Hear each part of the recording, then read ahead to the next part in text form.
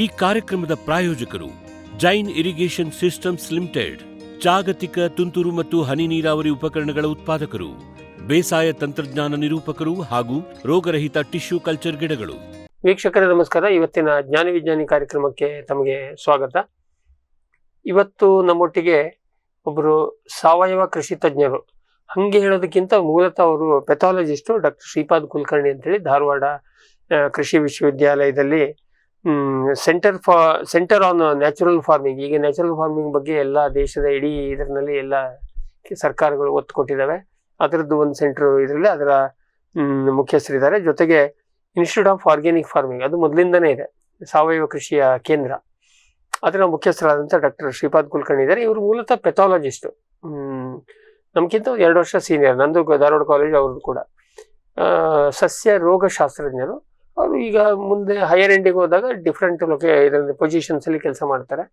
So ಹಾಗಾಗಿ ನಾವು ಇವತ್ತಿನ ಚರ್ಚೆಯ ವಿಷಯ ಏನಪ್ಪಾ ಅಂದ್ರೆ, ಈಗ ಸಾವಯವ ಕೃಷಿ ನಿಮ್ಗೆ ಗೊತ್ತು, ಎಲ್ಲರ ತಲೆಯಲ್ಲಿ ಏನಿದೆ, ಸಾವಯವ ಕೃಷಿ ಅಂದ ಕೂಡ ತಿಪ್ಪೆ ಗೊಬ್ಬರ ಹಾಕೋದು, ಇಲ್ಲ ಹೆಚ್ಚಂದ್ರೆ ಮೈಕ್ರೋ ಆರ್ಗ್ಯಾನಿಸಮ್, ಸೂಕ್ಷ್ಮಾಣು ಜೀವಿ ಗೊಬ್ಬರ, ಅದು ಒಂದು ಪಾರ್ಟ್, ಬಹಳ ಮಹತ್ವದ ಪಾರ್ಟ್. ಆದ್ರೆ ನಿಜವಾಗಿ ಸಾವಯವ ಕೃಷಿ ಸಫಲ ಆಗೋದು ರೋಗ ಮತ್ತು ಕೀಟಗಳ ನಿಯಂತ್ರಣದಲ್ಲಿ. ನಾವು ಇವತ್ತಿನ ಡೇಟಿಗೆ ರಾಸಾಯನಿಕಗಳನ್ನು ಹೊಡೆದು ಈಗ ಕೆಮಿಕಲ್ ಅನ್ನೇ ಹೊಡೆದ್ರು ಅದೇ ಮಾಲಿಕ್ಯೂಲ್ 3 ವರ್ಷ ಹೋದ್ರೆ ವರ್ಕ್ ಆಗೋದಿಲ್ಲ. ಆ ಮಟ್ಟಕ್ಕೆ ರೆಸಿಸ್ಟೆನ್ಸ್ ಬಂದಿದೆ. ಕೀಟಗಳು ನೈಸರ್ಗಿಕವಾಗಿ ಅವಕ್ಕೆ ಶಕ್ತಿ ಇರುತ್ತೆ. ಅದನ್ನು ನಾವು ಕರೋನಾದಲ್ಲಿ ನೋಡಿದೀವಿ, ನಾವೇ ಮಾಡೋದಕ್ಕೆ ಅವ್ರದ್ದು ರಿಸರ್ಚ್ ಆಗಿರುತ್ತೆ. ಹಾಗ ಸಾವಯವ ಕೃಷಿನಲ್ಲಿ ರೋಗ ಮತ್ತು ಕೀಟ ನಿಯಂತ್ರಣ ಏನಿದೆ ಅದು ಬಹಳ ದೊಡ್ಡ ಸವಾಲು, ಚಾಲೆಂಜ್. ಅದನ್ನು ಹೇಗೆ ಟ್ಯಾಕಲ್ ಮಾಡ್ತಾರೆ? ಯಾಕೆ ಇವರು ಡಾಕ್ಟರ್ ಶ್ರೀಪಾದ್ ಕುಲಕರ್ಣಿ ಪೆಥಾಲಜಿಸ್ಟ್ ಹೌದು, ಆರ್ಗ್ಯಾನಿಕ್ ಫಾರ್ಮಿಂಗ್ ಮುಖ್ಯಸ್ಥರು ಹೌದು. ಹಾಗಾಗಿ ಬನ್ನಿ ನಾವು ಡಾಕ್ಟರ್ ಶ್ರೀಪಾದ್ ಕುಲಕರ್ಣಿ ಅವರನ್ನ ಮಾತಾಡಿಸಿ ಸಾವಯವ ಕೃಷಿಯಲ್ಲಿ ರೋಗ ಮತ್ತೆ ಕೀಟಗಳ ನಿಯಂತ್ರಣ ಸಂಕ್ಷಿಪ್ತವಾಗಿ, ಯಾಕೆಂದ್ರೆ ಅದು ಬಹಳ ದೊಡ್ಡ ಚಾಪ್ಟರ್, ಅದು ನಾವು ಸಂಕ್ಷಿಪ್ತವಾಗಿ ಈ ಎಪಿಸೋಡ್ನಲ್ಲಿ ಅದ್ರ ಬಗ್ಗೆ ಚರ್ಚೆ ಮಾಡ್ತೀವಿ. ಬನ್ನಿ ಡಾಕ್ಟರ್ ಕುಲಕರ್ಣಿ ಅವರನ್ನ ಭೇಟಿಯಾಗೋಣ. ಸರ್ ನಮಸ್ಕಾರ. ನಮಸ್ಕಾರ. ನಮ್ಮ ಫಾರ್ಮ್ ಟಿವಿಗೆ ಸ್ವಾಗತ, ಮತ್ತೆ ಇವತ್ತಿನ ಜ್ಞಾನ ವಿಜ್ಞಾನಿ ಕಾರ್ಯಕ್ರಮಕ್ಕೆ ತಮಗೆ ಸ್ವಾಗತ. ಸರ್, ಈಗ ನೀವು ಮೂಲತಃ ಪೆಥಾಲಜಿಸ್ಟು, ಸಸ್ಯ ರೋಗ ಶಾಸ್ತ್ರಜ್ಞರು ಧಾರವಾಡದಲ್ಲಿ. ನೀವು BSc, MSc, PhD 3 ಧಾರವಾಡದಲ್ಲಿ ಮಾಡಿದ್ವಿ. ಹಿಂದಿಯಲ್ಲಿ ನೇಟಿವ್ ನಮ್ದು ಬಾದಾಮಿ. ಓಕೆ. ಸರ್, ಈಗ ನಾವು ಮೂಲ ವಿಷಯಕ್ಕೆ ಹೋಗೋದಕ್ಕಿಂತ ಮೊದಲೇ, ಈಗ ನಿಮ್ದು 2 ಇನ್ಸ್ಟಿಟ್ಯೂಟಿಗೆ ನಿಮ್ ಮುಖ್ಯಸ್ಥರಿದ್ದೀರಿ. ಒಂದು ಸೆಂಟರ್ ಆನ್ ನ್ಯಾಚುರಲ್ ಫಾರ್ಮಿಂಗ್ ಅಂತ, ಅದ್ರ ಬಗ್ಗೆ ಸಂಕ್ಷಿಪ್ತವಾಗಿ ಹೇಳ್ಬೋದಾ? ಈ ಸೆಂಟರ್ ಆನ್ ನ್ಯಾಚುರಲ್ ಫಾರ್ಮಿಂಗ್ ಅಂತಂದ್ರೆ, ಈಗ ಭಾರತ ಸರ್ಕಾರದವರು ಸುಮಾರು 1 ಕೋಟಿ ರೈತರನ್ನ ಈ ಒಂದು ನ್ಯಾಚುರಲ್ ಫಾರ್ಮಿಂಗ್ ಅಂತ ನೈಸರ್ಗಿಕ ಕೃಷಿ ಒಂದು ನೆಟ್ಟಿನೊಳಗೆ ತಗೊಂಡ್ಬರ್ಬೇಕು ಅನ್ನುವಂತ ಒಂದು ಯೋಚನೆಯಲ್ಲಿದೆ. ಆ ನಿಟ್ಟಿನಲ್ಲಿ ಅವರು ಸುಮಾರು 14 ಸ್ಥಳಗಳಲ್ಲಿ ಈ ಒಂದು ಸೆಂಟರ್ ಇಡೀ ಭಾರತದಲ್ಲಿ, ಅದರಲ್ಲಿ ಧಾರವಾಡ ಕೂಡ ಒಂದು. ಇದು ಗೋವಾ ಮತ್ತು ಕರ್ನಾಟಕ ರಾಜ್ಯದ ಹೋಲ್ ಕರ್ನಾಟಕ ಮತ್ತು ಹೋಲ್ ಗೋವಾ ರಾಜ್ಯದ ರೈತರಿಗೆ. ಕರ್ನಾಟಕಕ್ಕೆ ಇದು ಒಂದೇ ಇದೆ. ಹೌದೌದು. ಅಂದ್ರೆ ಅದನ್ನ ಕರ್ನಾಟಕಕ್ಕೆ ನೀವು ಇಡೀ ಕರ್ನಾಟಕ ಮತ್ತು ಇಡೀ ಗೋವಾ. ಇಲ್ಲಿ ಕರ್ನಾಟಕಕ್ಕೆ ಎಷ್ಟು ನಿಮ್ಗೆ ಕೋಟ ಕೊಟ್ಟಿದ್ದಾರೆ? ಈಗ 1 ಕೋಟಿ ಒಳಗೆ ಅದಕ್ಕೆ ಬರ್ತೀನಿ ನಾನು ಇವಾಗ. ಆ ಜನರನ್ನ ತೆಗೆದುಕೊಂಡ್ ಬರುವಾಗ ನಿಟ್ಟಿನಲ್ಲಿ ಈ ನಮ್ಮ ಒಂದು ಸೆಂಟರ್ ನ್ಯಾಚುರಲ್ ಫಾರ್ಮಿಂಗ್ ಇಂದ ಈ ಅಧಿಕಾರಿಗಳಿಗೆ, ಏನು ಕೃಷಿ ಇಲಾಖೆ ಅಧಿಕಾರಿಗಳಿರ್ಬೋದು, ಅಥವಾ ಈ ಆತ್ಮ ಯೋಜನೆಯಲ್ಲಿ ಇರ್ತಕ್ಕಂಥವ್ರು ಇರ್ಬೋದು, ಮತ್ತೆ ಕೆಲವೊಂದಿಷ್ಟು NGO ಇರ್ಬೋದು, ಅವರಿಗೆ ಕೊಟ್ಟು ಅವ್ರ ಮುಖಾಂತರ ರೈತರಿಗೆ ಕೊಡುವಂತದ್ದು.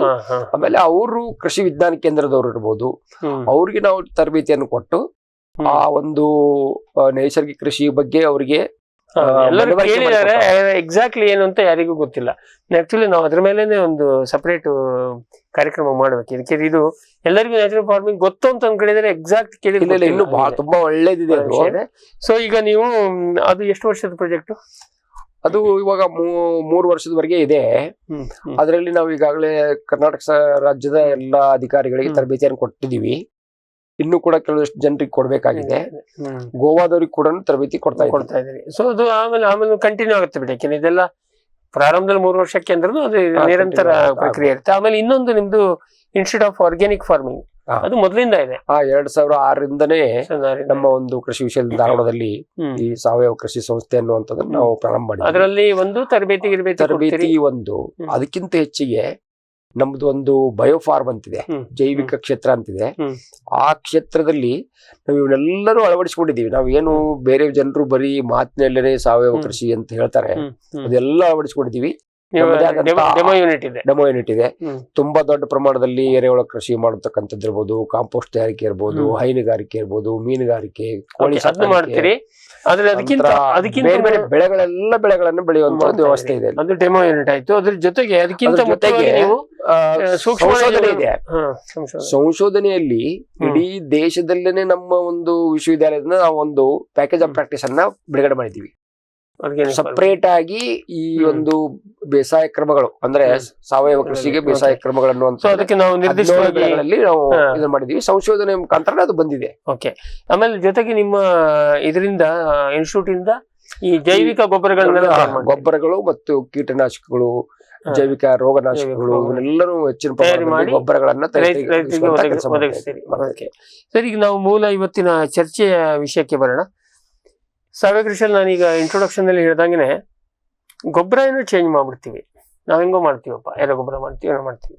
ರೋಗದ ವಿಷಯಕ್ಕೆ ಬಂದಾಗ, ಕೀಟದ ವಿಷಯ ಬಂದಾಗ ಈ ತರ ಹಾರ್ಡ್ ಕೆಮಿಕಲ್ ಹೊಡೆದ್ರೆ ಸಾಯಲಾರದಂತ ಹುಳುಗಳು ಈಗ ಓಕೆ. ಈಗ ನೀವು ಎಲ್ಲಾ ವ್ಯವಸ್ಥಿತವಾಗಿ ಸಿಸ್ಟಮ್ ಅನ್ನ ಬದಲು ಮಾಡ್ತೀರಿ ಅಂದ್ರೆ ಅಷ್ಟು ಈಸಿ ಇಲ್ಲ.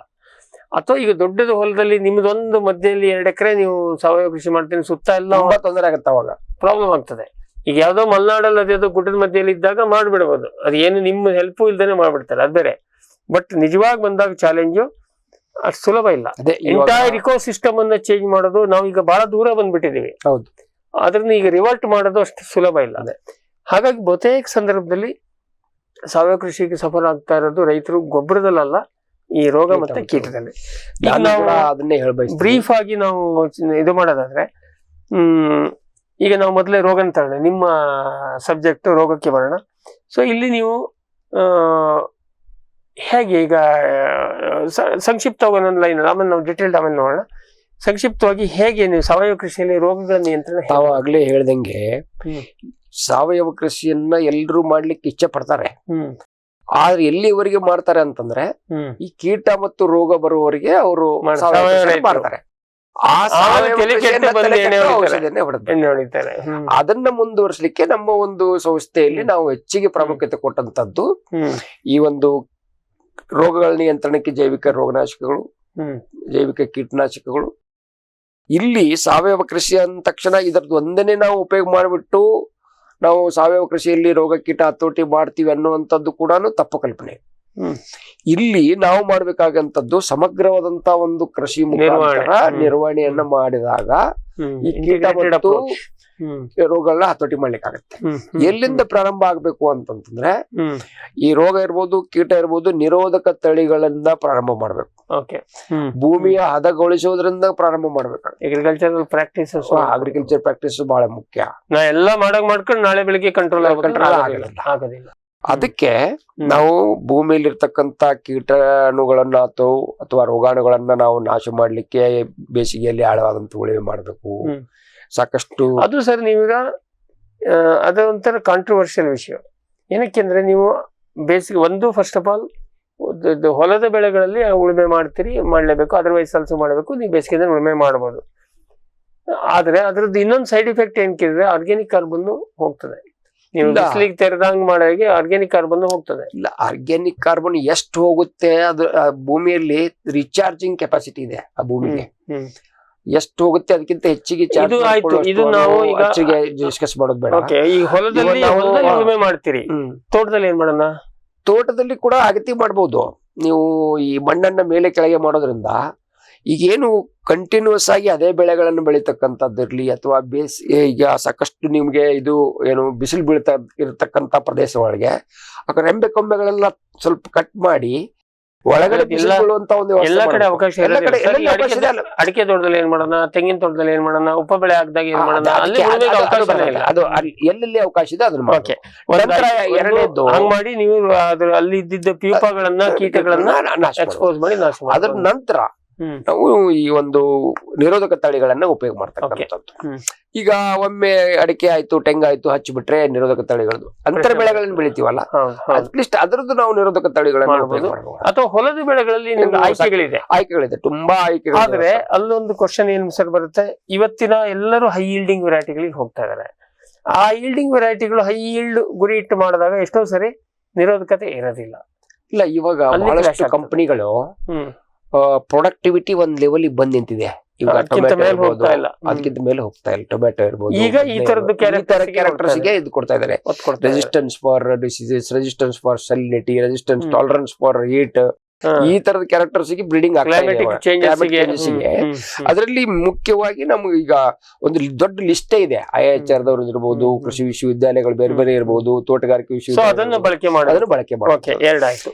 ನಂತರ ಈ ಸುತ್ತಲೂ ಪ್ರದೇಶಕ್ಕೆ ಈಗ ವೈರಸ್ ಬರಲಾರ್ದಂತೆ ಮಾಡುವಂತದ್ದು, ಕವರ್ ಕ್ರಾಪ್ ಹಾಕೋದು, ಎತ್ತರವಾದಂತ ಬೆಳೆಗಳು ಬೆಳೆಯೋದು, ಏನಂತೀರಿ ಸರ್, ಬಾರ್ಡರ್ ಕ್ರಾಪ್ ಹಾಕೋದು, ಆಮೇಲೆ ಕೋಟೆ ಕಟ್ಟದಂಗ್ ಮಾಡೋದು.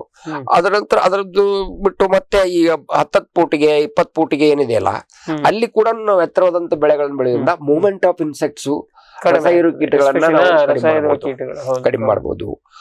ನಂತರದ ಹಂತದೊಳಗೆ ಇಲ್ಲಿ ಬರ್ತಕ್ಕಂಥದ್ದು ಇವಾಗ ಜೈವಿಕ ರೋಗನಾಶಕಗಳು, ಜೈವಿಕ ಕೀಟನಾಶಕಗಳು.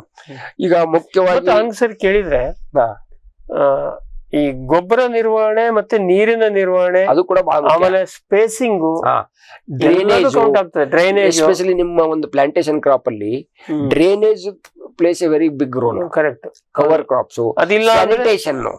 ಸ್ಯಾನಿಟೇಷನ್ ಅಂದ್ರೆ ಏನಾಗುತ್ತೆ, ಆಲ್ಮೋಸ್ಟ್ ಎಲ್ಲಾ ತೋಟಗಾರಿಕೆ ಬೆಳೆಗಳೊಳಗೆ ಏನು ರೋಗ ಬಂದಂತ ಒಂದು ಎಲೆಗಳಿರ್ಬೋದು, ಗರಿಗಳಿರ್ಬೋದು, ಅವೆಲ್ಲ ತೆಗೆದು ನಾಶ ಮಾಡುವಂತದ್ದು ಬಹಳ ಇಂಪಾರ್ಟೆಂಟ್ ಇದೆ ರೋಗ ಮತ್ತು ಕೀಟ ಹತೋಟಿಯಲ್ಲಿ. ಕೆಲವು ಸರಿ ಆಗೋದಿಲ್ಲ, ಆದ್ರೆ ಎಷ್ಟಾಗತ್ತ ಅದನ್ನೇನೆ ನಾವು ಗೊಬ್ಬರ ಮಾಡುವಂತ ಒಂದು ಪ್ರವೃತ್ತಿಯನ್ನು ಬೆಳೆಸ್ಕೋಬೇಕು. ಇವಾಗ ಶ್ರೆಡ್ಡರ್ಸ್ ಇದಾವೆ, ಆನಂತರ ಕಾಂಪೋಸ್ಟ್ ಮಾಡ್ಲಿಕ್ಕೆ ಅವಕಾಶ ಇದೆ, ಕಾಂಪೋಸ್ಟ್ ಕಲ್ಚರ್ ಸಿಗುತ್ತೆ, ವರ್ಮಿ ಕಾಂಪೋಸ್ಟ್ ಮಾಡಕ್ ಅವಕಾಶ ಇದೆ. ಆ ತರದ್ದು ಅದನ್ನ ಸದುಪಯೋಗ ಮಾಡ್ಕೊಳ್ಳಿ. ಸಾಧ್ಯ ಆದಷ್ಟು ಮಟ್ಟಿಗೆ ರೋಗ ಇದನ್ನ ಪೀಡಿತ ಭಾಗಗಳನ್ನ ನಾಶ ಮಾಡೋದು, ಸ್ಯಾನಿಟೇಷನ್ ಮಾಡತಕ್ಕಂಥದ್ದು ಬಹಳ ಇಂಪಾರ್ಟೆಂಟ್.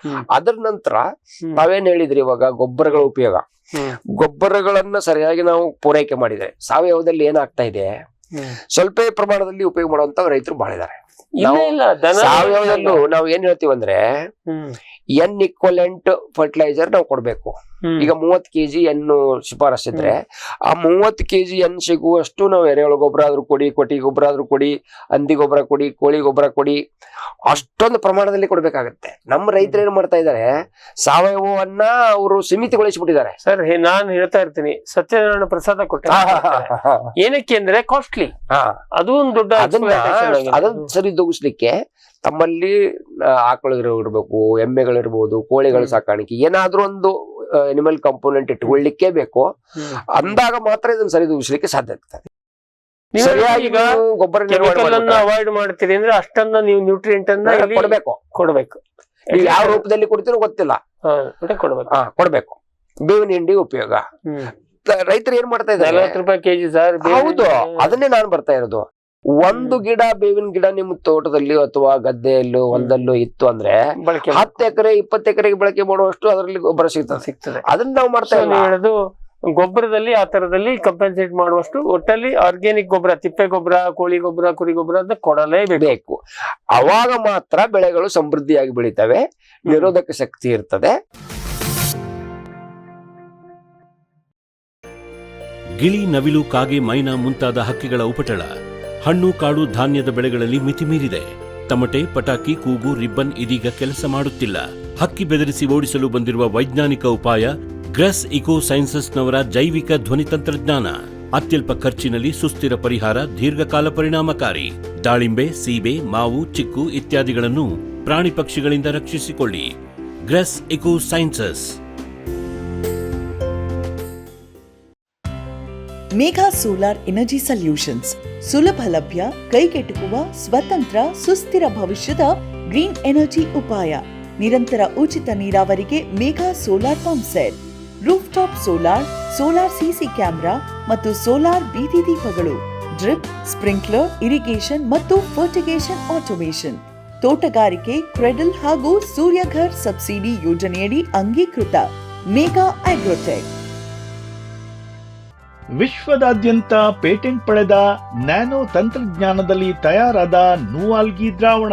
ನೂವಾಲ್ಗಿ ಉಪಯೋಗಿಸಿದ ಮೇಲೆ ತುಂಬಾ ಇಳುವರಿನೂ ಬಂದಿದೆ. ಕಾಳು ಮೆಣಸಿಗಂತೂ ಬಹಳ ಚೆನ್ನಾಗಿ ಬರುತ್ತೆ, ರೇಷ್ಮೆ ಎಲೆನೂ ಚೆನ್ನಾಗಿ ಬರ್ತದೆ, ಗಿಡಗಳು ತುಂಬಾ ಚೆನ್ನಾಗಿ ಬೆಳವಣಿಗೆ ಆಯಿತು.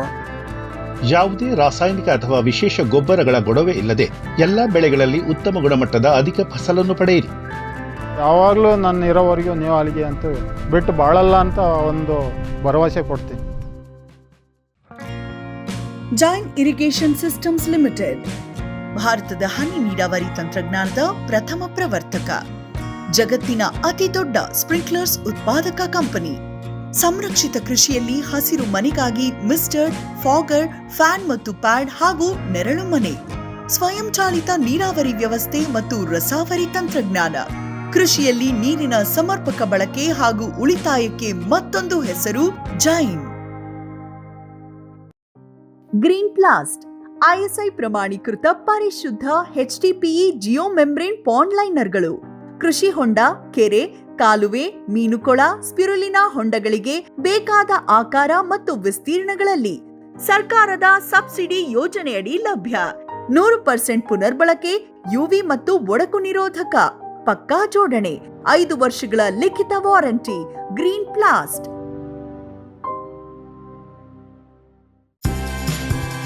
ಕದಂಬ ಅಗ್ರಿಟೆಕ್ ರಾಜ್ಯದ ಜನಪ್ರಿಯ ಸೋಲಾರ್ ಪಂಪ್. ಅತ್ಯಧಿಕ ಕಾರ್ಯಕ್ಷಮತೆಯ ಸೋಲಾರ್ ಪ್ಯಾನೆಲ್ ಮತ್ತು ಶಕ್ತಿ ಸೋಲಾರ್ ಪಂಪ್. ವಿದ್ಯುತ್ ಕಣ್ಣಾಮುಚ್ಚಾಲೆಯಿಂದ ಮುಕ್ತಿ, ಬೆಳಗಿನಿಂದಲೇ ಹಗಲು ನೀರಾವರಿ. 25 ವರ್ಷಕ್ಕೂ ಹೆಚ್ಚು ಬಾಳಿಕೆಯ ಸೋಲಾರ್ ಪ್ಯಾನೆಲ್ ಮತ್ತು ಸ್ಟೇನ್ಲೆಸ್ ಸ್ಟೀಲ್ ಸೋಲಾರ್ ಪಂಪ್. ನಂಬಿಕಾರ್ಹ ಸೋಲಾರ್ ಪಂಪಿಗೆ ರಾಜ್ಯದ ನಂಬರ್ 1 ಕಂಪನಿ ಕದಂಬ ಅಗ್ರಿಟೆಕ್. ಸಾವಯವ ಇದು ಕೀಟನಾಶಕಗಳು ಅಂದ್ರೆ ಇದು ಅದ್ರಲ್ಲಿ ಯಾವ್ದು ನಾವು ಬ್ರೀಫ್ ಆಗಿ ಲಿಸ್ಟ್ ಮೊದಲನೇದಾಗಿ ನಾವು ಈಗ ರೋಗಗಳಲ್ಲಿ ಬರ್ತಕ್ಕಂಥದ್ದು ಕೆಲವೊಂದಿಷ್ಟು ಮಣ್ಣಿನಿಂದ ಬರ್ತವೆ. ಮಣ್ಣಿನಿಂದ ಸಾಯಿಲ್ ಬಾರ್ನ್ ಭೂಜನ್ಯ ರೋಗಗಳು ಪಟೋಪ್ತರ ಇರ್ಬೋದು, PTM ಇರ್ಬೋದು, ಮ್ಯಾಕ್ರೋಫೈಮಿನಾ ಅಂತ ಬರುತ್ತೆ, ಫ್ಯುಸೇರಿಯಂ ಅಂತ ಬರುತ್ತೆ,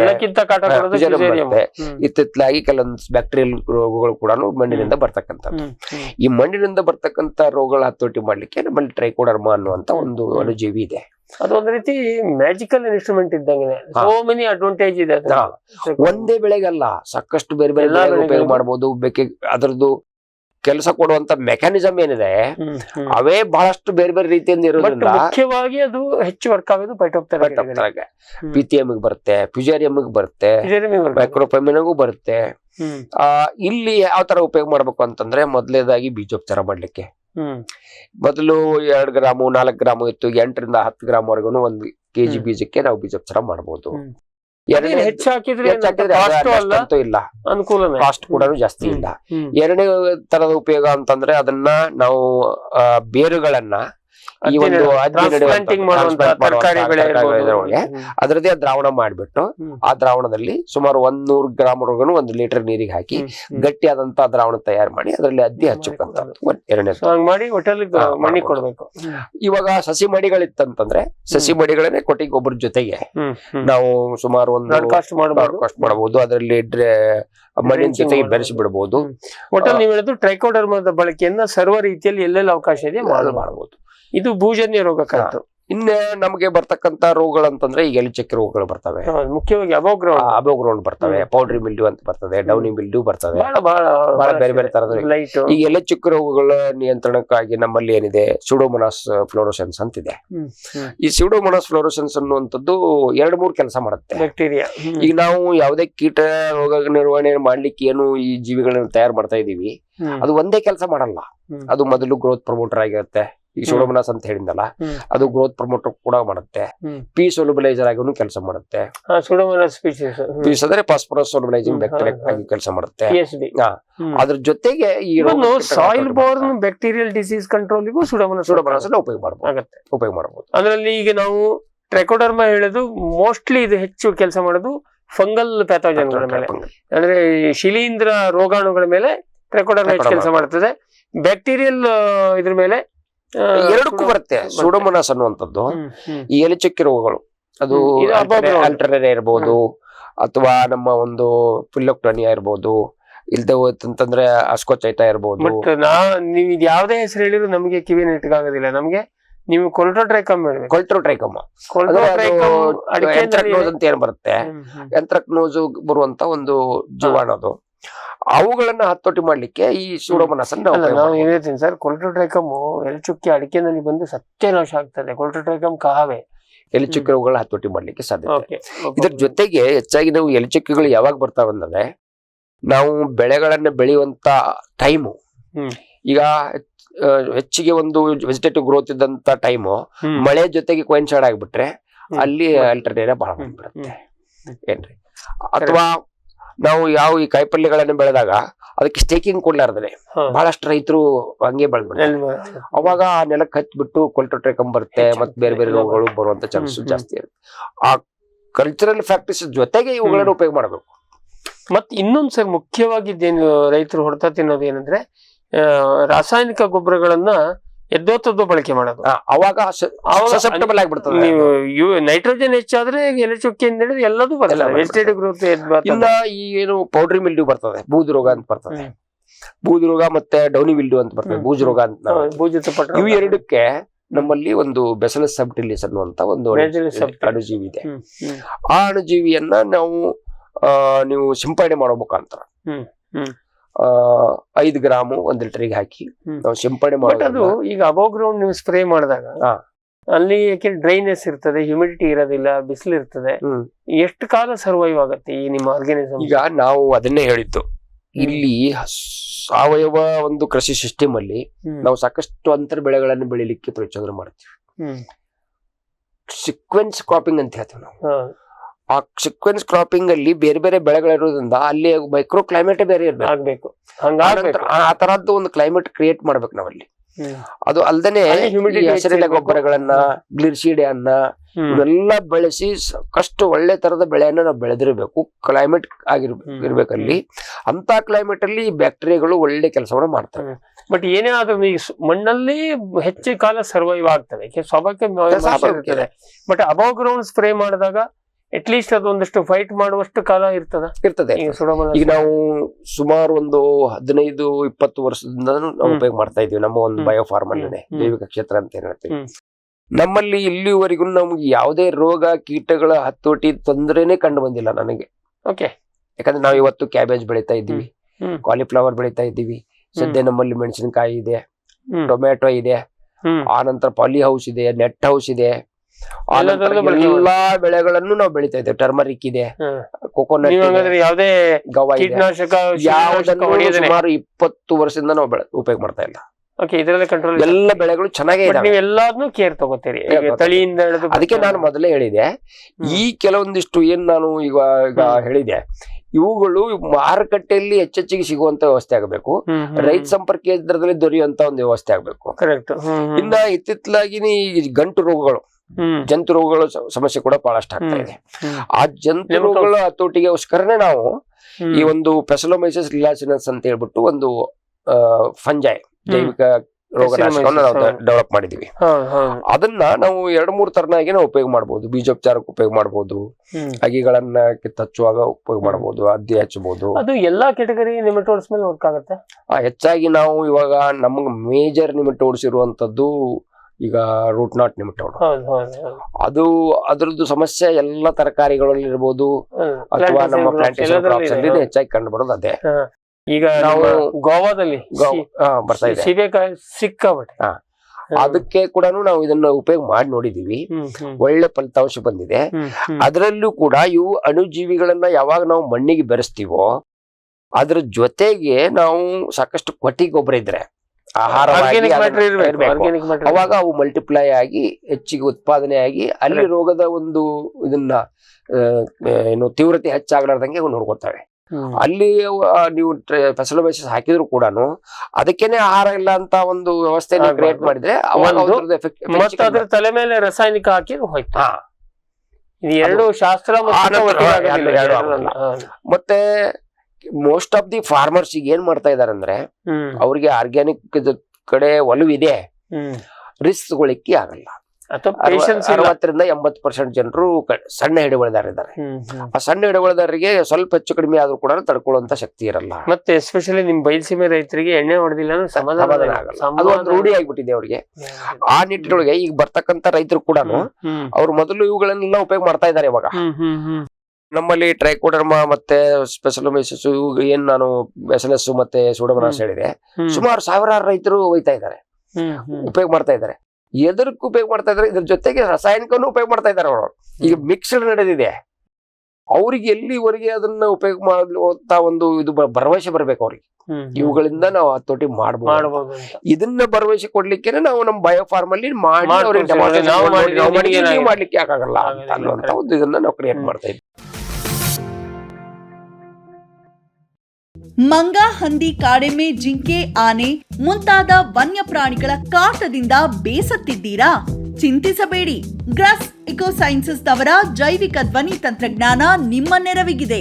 ಕಾಫಿ, ಕೋಕೋ, ತೆಂಗು, ಅಡಿಕೆ, ದಾಳಿಂಬೆ, ಬಾಳೆ, ಹೂ, ಹಣ್ಣು, ತರಕಾರಿ, ಭತ್ತ, ಕಬ್ಬು ಬೆಳೆ ಸಂರಕ್ಷಿಸಿ. ಅಂತಾರಾಷ್ಟ್ರೀಯ ತಂತ್ರಜ್ಞಾನ, ಕೈಗೆಟುಕುವ ಬೆಲೆ. ಏರ್ಪೋರ್ಟ್ ಅಳವಡಿಸಿದ ತಂತ್ರಜ್ಞಾನ ಈಗ ನಿಮ್ಮ ತೋಟ ರಕ್ಷಣೆಗೆ. ಗ್ರಾಸ್ ಇಕೋಸೈನ್ಸಸ್. ಬ್ಯಾರಿಕ್ ಸೆಂಟರ್ ಫೆರ್ಮೋನ್ ಟ್ರಾಪ್ಸ್ನೊಂದಿಗೆ ರೇನೋಸಾರಸ್ ದುಂಬಿ ಮತ್ತು ಕೆಂಪು ಮೂತಿ ಹುಳುಗಳಿಂದ ತೆಂಗು, ತಾಳೆ, ಅಡಿಕೆ ಮರಗಳ ಸಂರಕ್ಷಣೆ. ತರಕಾರಿ ಮತ್ತು ಹಣ್ಣಿನ ಬೆಳೆಗಳಲ್ಲಿ ಹಣ್ಣಿನ ನೊಣಗಳ ನಿಯಂತ್ರಣಕ್ಕೆ ಬ್ಯಾರಿಕ್ ಸ್ಕ್ಯಾಚ್ ಫ್ರೂಟ್ ಫ್ಲೈ ಹಾಗೂ ವೆಜಿಟೇಬಲ್ ಫ್ಲೈ ಟ್ರ್ಯಾಪ್. ರಸ ಹೀರುವ ಕೀಟಗಳನ್ನು ಹಿಡಿಯಲು ಬಣ್ಣದ ಕ್ರೋಮ್ಯಾಟಿಕ್ ಸ್ಟಿಕ್ಕಿ ಟ್ರ್ಯಾಪ್ಸ್. ಪೇಟೆಂಟ್ ಹೊಂದಿದ ತಂತ್ರಜ್ಞಾನ, ದೀರ್ಘಕಾಲದವರೆಗೂ ಬಾಳಿಕೆ. ಕೀಟನಾಶಕಗಳಿಗೆ ಪರ್ಯಾಯ, ಪರಿಸರಕ್ಕೆ ಪೂರಕ. ಸುಸ್ಥಿರ ಸಾವಯವ ಕೃಷಿಗಾಗಿ ಬ್ಯಾರಿಕ್ಸ್.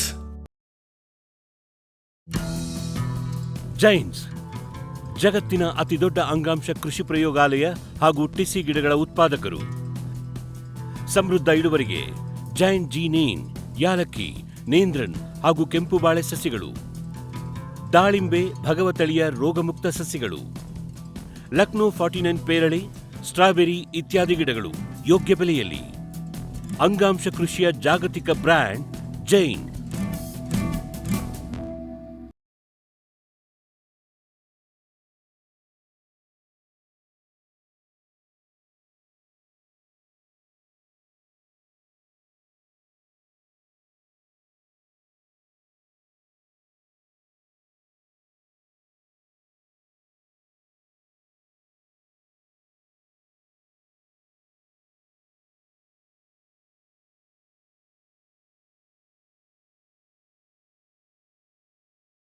ಸಮೃದ್ಧ ಸಾವಯವ ಗೊಬ್ಬರ, ಎಂಎಸ್ಜಿಪಿ ಮತ್ತು ಕೆಸಿಡಿಸಿ ಉತ್ಪಾದನೆ, ಫಾರ್ಮ್ ಟಿವಿಯಿಂದ ಸರಬರಾಜು. ಅತಿ ಕಡಿಮೆ ಬೆಲೆಗೆ ಅತ್ಯುತ್ತಮ ಗೊಬ್ಬರ. ಇಲ್ಲ ಭಾರಲೋಹ, ಕೃಷಿ ವಿಶ್ವವಿದ್ಯಾಲಯದಿಂದ ಪರೀಕ್ಷಿತ. ಸಾವಯವ ಇಂಗಾಲ, ಎನ್ಪಿಕೆ, ಪಿಎಚ್, ಇಸಿ ಎಲ್ಲ ನಿಗದಿತ ಮಿತಿಯಲ್ಲಿ. ಅಡಿಕೆ, ತೆಂಗು, ಬಾಳೆ, ಕಾಫಿ, ದಾಳಿಂಬೆ, ದ್ರಾಕ್ಷಿ, ಕಬ್ಬು, ಭತ್ತ, ಜೋಳ, ಹತ್ತಿ ಹೀಗೆ ಎಲ್ಲಾ ಬೆಳೆಗಳಿಗೂ ಪ್ರಶಸ್ತ. ಜೀವಂತ ಮಣ್ಣು, ಸಮೃದ್ಧ ಬೆಳೆ. ಅತ್ಯಧಿಕ ಲಾಭಕ್ಕೆ ಬಳಸಿ ಸಿಟಿ ಕಾಂಪೋಸ್ಟ್. ಇನ್ನು ಕೀಟಗಳು, ಕೀಟಗಳಲ್ಲಿ ಏನಿದೆ, 2-3 ತರದ ಕೀಟಗಳು ನಮಗೆ ತುಂಬಾ ಬಾಧಿಸ್ತವೆ. ಮೊದಲನೇದಾಗಿ ನಾವು ರಸ ಹೀರೋ ಕೀಟಗಳು ಒಂದು ಭಾಗ, ಎಲೆ ತಿನ್ನು ಕೀಟಗಳು ಒಂದು. ಭೂಮಿಯಿಂದನೇ ಕೀಟಗಳು ಆ ಬೆಳೆಗಳನ್ನೇ ಎದ್ದು ಬರಂತೆ ಬೇರ್ಗಳನ್ನೇ ಕಟ್ ಮಾಡುವಂತದ್ದು ಕಟ್ಟರ್ಸ್. ಆಮೇಲೆ ಬೀಟ್ಲ್ಸ್, ಈ ತರ 3-4 ತರದ ಒಂದು ಕೀಟಗಳು ನಮ್ಮಲ್ಲಿ ಇರ್ತವೆ. ಮೊದಲನೇದಾಗಿ ಮಣ್ಣಿನಲ್ಲಿ ಬರ್ತಕ್ಕಂಥದ್ದು ರೂಟ್ ಗ್ರಾಫ್ಸ್, ನಿಮ್ಮ ಅಡಿಕೆ ಇರ್ಬೋದು, ಶುಗರ್ ಕೇನ್ ಇರ್ಬೋದು, ಎಲ್ಲ ಬೆಳೆಗಳಲ್ಲಿ ಪಾಲಿಫೆಗಸ್. ಅದನ್ನ ಹತೋಟಿ ಮಾಡೋದಕ್ಕೋಸ್ಕರ ನಮ್ಮಲ್ಲಿ ಒಂದು ಮೆಟ್ರೈಸಮ್ ಎನಿಸೋಪ್ಲೆ ಅಂತ ಒಂದು ಅಣುಜೀವಿ ಇದೆ. ಈಗ ಸ್ಪೀಶೀಸ್ ಚೇಂಜ್ ಆಗಿದೆ. ಇಲ್ಲ, ಮೆಟ್ರೈಸಮ್ ಅಂತ ಇದೆ. ನಿಮೆರಿಯದ್ದು ಚೇಂಜ್ ಆಗಿದೆ.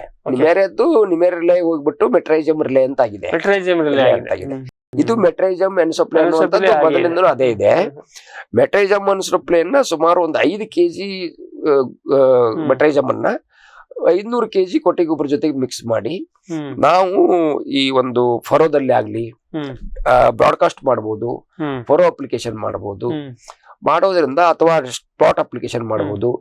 ನಿಮ್ಮ ಒಂದು ಬೆಳೆಗಳ ಅಗತ್ಯಕ್ಕನುಸಾರವಾಗಿ ಅದು ಹತೋಟಿ. ಈಗಾದ್ರೆ ಇದು ಮೆಟ್ರೈಸಿಯಂ ಯಾವೆಲ್ಲ ಕೀಟಗಳ ಮೇಲೆ, ಎಲ್ಲಾ ಮಣ್ಣು ಭೂಜನ್ಯ ಕೀಟಗಳ ಮೇಲೆ ವರ್ಕ್ ಆಗ್ತದೆ? ಎಲ್ಲ ಕೀಟಗಳ ಮೇಲೆ, ಇವನ್ ಈ ಟರ್ಮೈಟ್ಸ್ ಅಂತ ನಾವೇನ್ ಹೇಳ್ತೀವಲ್ಲ, ಗೆದ್ಲು, ಆ ಗೆದ್ಲು ಕೂಡ ಒಳ್ಳೆ ಪರಿಣಾಮಕಾರಿಯಾಗಿ ಕೆಲಸ ಮಾಡುತ್ತೆ. ಹೌದು. ಆ ನಂತರ ನಮ್ಮ ಒಂದ್ ಕೆಲವೊಂದಿಷ್ಟು ಎಲೆ ತಿನ್ನು ಕೀಟಗಳಿಗೆ ಕೂಡ, ಇವನ್ ನಮ್ಮ ಒಂದು ಏನು ಫಾಲ್ ಆರ್ಮಿವರ್ಮ್ ಅಂತ ಹೇಳ್ತೀವಿ, ಅದ್ರ ಮೇಲೆ ಕೂಡ ಒಳ್ಳೆ ಒಂದು ಇನ್ನು ಬಹಳಷ್ಟು ಕೀಟಗಳ ಮೇಲೆ ಅದು ಹತೋಟಿ ಆಗಿದ್ದು ನಮಗೆ ಕಂಡು ಬರ್ತಾ ಇದೆ. ಅದೇ ತರನಾಗಿ ಎಲೆ ತಿನ್ನು ಕೀಟಗಳಿಗೆ ನಾವು ಏನು ನಿಮೆರಿಲೆ ಅಂತ ಹೇಳ್ತೀವಿ, ಆ ನಿಮೆರಿಲೆಯನ್ನ ನಾವು ಸುಮಾರು ಒಂದು 2 ಗ್ರಾಮ್ ಅನ್ನ 1 ಲೀಟರ್ಗೆ ಹಾಕಿ ನಾವು ಸಿಂಪಡಣೆ ಮಾಡಿದ್ರೆ ಹ್ಮ್ ಒಳ್ಳೆ ಪರಿಣಾಮಕಾರಿಯಾದಂತ ಕೆಲಸವನ್ನು ಕೊಡ್ತದೆ. ಓನ್ಲಿ ಏನಂತಂದ್ರೆ ಒಂದು ಕಂಡೀಷನ್ ಇದೆ ಅಲ್ಲಿ, ಹ್ಮ್ ಈ ಟ್ರಾನ್ಸಿಷನ್ ಝೋನ್ ಅಲ್ಲಿ ಒಳ್ಳೆ ಪರಿಣಾಮ ಅದು ಕೊಡ್ತದೆ. ಹ್ಮ್ ಬೆಳಗಾವಿ ಇರ್ಬೋದು, ಧಾರವಾಡ, ಹಾವೇರಿ ಇರ್ಬೋದು, ಉತ್ತರ ಕನ್ನಡ, ಈ ತರ ಎಲ್ಲಿ ತೇವಾಂಶ ಜಾಸ್ತಿ ಇದೆ, ಏರಿಯಲ್ ಹ್ಯುಮಿಡಿಟಿ ರಿಲೇಟಿವ್ ಹ್ಯೂಮಿಡಿಟಿ ಅಥವಾ ಕೊನೆ ಪಕ್ಷ ನಿಮಗೆ ಬಯಲುಸೀಮೆಯಲ್ಲಿ ಆದ್ರೂ ನೀರಾವರಿ ನೀರಾವರಿ ಖರೀಫ್ season ಅಲ್ಲಿ ಖರೀಫ್ ಸೀಸನ್ ಚೆನ್ನಾಗಿ ಮುಂಗಾರಿಯಲ್ಲಿ Especially ಹಿಂಗಾರಿ ನಮ್ಮ ಒಂದು ಸೋಯಾಬೀನ್ ಇರ್ಬೋದು, ಶೇಂಗಾ ಇರ್ಬೋದು, ಸೋಯಾಬೀನ್ ಅಲ್ಲಿ ಎಲೆ ತಿನ್ನೋದು ಸಿಕ್ಕಾಪಟ್ಟೆ ಪ್ರಾಬ್ಲಮ್. ಬಹಳ ಅದಕ್ಕೆ ತುಂಬಾ ಪರಿಣಾಮಕಾರಿಯಾಗಿದೆ ಇದು ನಿಮೆರೆಲ್ಲ ಅನ್ನೋದು. ಆಮೇಲೆ ಇದು ಇರ್ಬೋದು, ಹೆಸರು ಇರ್ಬೋದು, ಮತ್ತೆ ನಮ್ಮ ಒಂದು ಗ್ರೀನ್ ಗ್ರಾಮು, ಶೇಂಗಾ, ಆಮೇಲೆ ಮೆಣಸಿನಕಾಯಿ, ಈ ತರದ ಬೆಳೆಗಳಲ್ಲಿ ಒಳ್ಳೆ ಒಂದು ಪರಿಣಾಮವನ್ನು ಕೊಡ್ತಾ ಇದೆ ಅದು. ಇನ್ನ ರಸ ಇರು ಕೀಟಗಳು, ರಸ ಇರು ಕೀಟಗಳಿಂದ ಏನಾಗ್ತಾ ಇದೆ, ಇವತ್ತು ವೈರಸ್ ರೋಗಗಳು ಜಾಸ್ತಿ ಆಗ್ತಾ ಇದಾವೆ. ಆಮೇಲೆ ಮೈಕ್ರೋಪ್ಲಾಸ್ಮಾ ಇವಾಗ ಬ್ಲಾಕ್ ಥ್ರಿಪ್ಸ್ ಅನ್ನುವಂಥದ್ದು ಮೆಣಸಿನಕಾಯಿಯಲ್ಲಿ ತುಂಬಾ ಇದು ಕೆಲಸ ಮಾಡ್ತಾ ಇದೆ. ಮತ್ತೆ ಇದು ಸರ್ ನಿಮ್ಮ ಮೈಟ್ಸ್ ಕೂಡ ಜಾಸ್ತಿ ಆಗ್ತಾ ಇದೆ. ಅದಕ್ಕೋಸ್ಕರ ನಾವ್ ಏನ್ ಮಾಡಿದೀವಿ ಅಂದ್ರೆ ಈ ವರ್ಟಿಸಿಲಿಯಂ ಲೆಕಾನಿ ಅಂತ ಹೇಳ್ಬಿಟ್ಟು, ಅದ್ರ ಹೆಸರು ಕೂಡ ಈಗ ಲೆಕಾನಿಸಿಲಿಯಂ ಲೆಕಾನಿ ಅಂತ ಆಗಿದೆ. ಅದ್ರದ್ದು ಕೂಡ ಸುಮಾರು 2 ಗ್ರಾಮ್ ಅನ್ನ 1 ಲೀಟರ್ಗೆ ಹಾಕಿ ನಾವು ಸಿಂಪಡಣೆ ಮಾಡಿದ್ರೆ ಒಳ್ಳೆ ಪರಿಣಾಮ ಇದೆ. ಇಲ್ಲಿ ರಾಸಾಯನಿಕಕ್ಕೂ ಮತ್ತೆ ಈ ಜೈವಿಕ ಕೀಟನಾಶಕಗಳು ಒಂದು ಡಿಫರೆನ್ಸ್ ಇದೆ. ಏನಂದ್ರೆ ಆ ಕೀಟನಾಶಕಗಳನ್ನ ನಮ್ಮ ರೈತರು ಏನ್ ಮಾಡ್ತಾರೆ, ಕೊನೆ ಹಂತದಲ್ಲಿ ಉಪಯೋಗ ಮಾಡ್ತಾರೆ. ಇನ್ನ ಅಡ್ವಾನ್ಸ್ ಆಗಿ ಉಪಯೋಗ ಮಾಡಬೇಕು, ಸೂಕ್ತವಾದಂತ ಮಾಡಬಹುದು, ಇದಕ್ಕೆ ಕಾಸ್ಟ್ ಕಡಿಮೆ ಇರೋದಕ್ಕೆ. ಸೊ ಈಗ ನೀವು ಹೇಳೋದು ಕೀಟಗಳಲ್ಲೂ ಕೂಡ ಬಹುತೇಕ ಬೇಡ ಅಷ್ಟರ ಮಟ್ಟಿಗಂತೂ ಕಡಿಮೆ ಮಾಡಬಹುದು ಎಲ್ಲೆಲ್ಲ. ಸೊ ಭೂಜನ್ಯ ಕೀಟಗಳಿಗಿದೆ, ರಸ ಇರುವ ಕೀಟಗಳಿಗಿದೆ, ಎಲೆ ತಿನ್ನುವ ಕೀಟಗಳಿಗಿದೆ, ಆಮೇಲೆ ಬೀಟ್ಲ್ಸ್ ಅಂತ ಒಂದು ಇದು ಬರ್ತದೆ, ದುಂಬಿಗಳು. ಅಲ್ಲಿ ಈ ಬೆವೇರಿಯಾ ಬೆಸಿಯಾನ ಅನ್ನುವಂಥದ್ದು ಒಂದು ಜೈವಿಕ ಕೀಟನಾಶಕ ಇದೆ. ಅಲ್ಲಿ ಕಾಫಿ ಬೋರರ್ ಇರ್ಬೋದು, ಮತ್ತೆ ಬೇರೆ ಬೇರೆ ಬೀಟ್ಲ್ಸ್ ಇರ್ಬೋದು. ಅದ್ರದ್ದು ಒಂದು ಮೆಕ್ಯಾನಿಸಮ್ ಇದೆ, ಏನಂದ್ರೆ ಅದು ಈ ಎಲ್ಲಿ ಜಾಯಿಂಟ್ಸ್ ಇರ್ತವೆ, ಬೀಟ್ಲ್ಸ್ ಜಾಯಿಂಟ್ ಇರ್ತದಲ್ಲ, ಕಾಲಲ್ಲಿ ಮಾತ್ರ ಅದು ಇದನ್ನ ಮಾಡ್ತದೆ, ಇನ್ಫೆಕ್ಷನ್ ಮಾಡ್ತದೆ. ಅದನ್ನ ಮಾಡ್ಬಿಟ್ಟು ಅದು, ಯಾಕಂದ್ರೆ ಬೀಟ್ಲ್ಸ್ ಮೈ ಎಲ್ಲಾ ಗಟ್ಟಿಯಾಗಿರ್ತದೆ, ಅಲ್ಲಿ ಇನ್ಫೆಕ್ಷನ್ ಚಾನ್ಸ್ ಇರೋದಿಲ್ಲ. ಎಲ್ಲೆಲ್ಲಿ ಚಾನ್ಸ್ ಇದೆ ಅಲ್ಲೆಲ್ಲ ಅದು ಇನ್ಫೆಕ್ಷನ್ ಮಾಡಿ ಈ ಬೀಟ್ಲ್ಸ್ ಕೂಡ ಹತೋಟಿ ಮಾಡುವಂತ ಬೀಳ್ತದೆ. ಮತ್ತೆ ಈಗ ಏನು ನಮ್ಮ ಮೆಣಸಿನಕಾಯಲ್ಲಿ ಈಗ ಬ್ಲಾಕ್ ಥ್ರಿಪ್ಸ್ ಅಂತಿದೆ. ಬ್ಲಾಕ್ ಥ್ರಿಪ್ಸ್ ರೆಗ್ಯುಲರ್ ಥ್ರಿಪ್ಸ್ ತರ ಎಲೆಗಳ ಮೇಲೆ ಬರಲ್ಲ, ಹೂವಿನ ಮೇಲೆ ಬರುತ್ತೆ.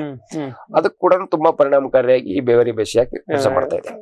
ಇದ್ರ ಜೊತೆಗೆ ನಾವು ಬೇವಿನ ಎಣ್ಣೆಯನ್ನು ಉಪಯೋಗ ಮಾಡಬಹುದು, ಏನ್ರಿ ಫೆರ್ಮೋನ್ ಟ್ರಾಪ್ಸ್ ಅನ್ನು ಉಪಯೋಗ ಮಾಡಬೇಕು. ಇವೆಲ್ಲ ಹೋಲಿಸ್ಟಿಕ್ ಆಗಿ ಆಗ್ಬೇಕು. ಫ್ರೂಟ್ ಫ್ಲೈ ಟ್ರಾಪ್ಸ್ ಗಳನ್ನು ಉಪಯೋಗ ಮಾಡ್ತಕ್ಕಂಥದ್ದು.